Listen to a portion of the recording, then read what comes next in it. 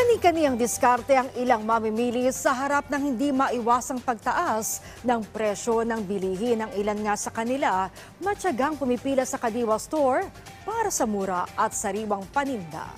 Yan ang ulat ni Bernard Ferrer. Mahigit 2 oras na pumila si Alicia para makabili ng 29 pesos na bigas na kung saan isa sa mga proyekto ni Pangulong Ferdinand R. Marcos Jr. ay ang murang pagkain. Naghihigpit kasi siya ng sinturon para mapagkasya ang biniling bigas sa 15 miyembro ng kanyang pamilya. Bagamat 69 na taong gulang na, ay kabi-kabilang diskarte pa rin ang ginagawa niya para sa budget nila sa pagkain.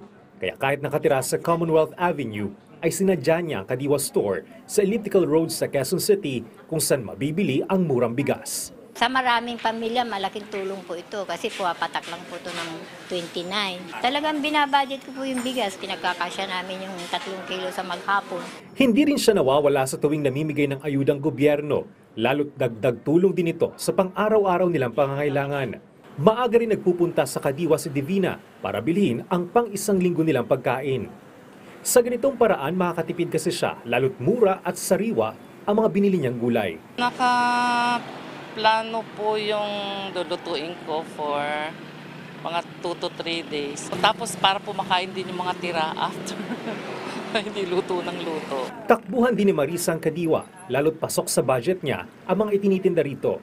Pag medyo gulay-gulay, okay lang na medyo mababa lang yung budget. Pero pag medyo matagal po ulit ang sahod.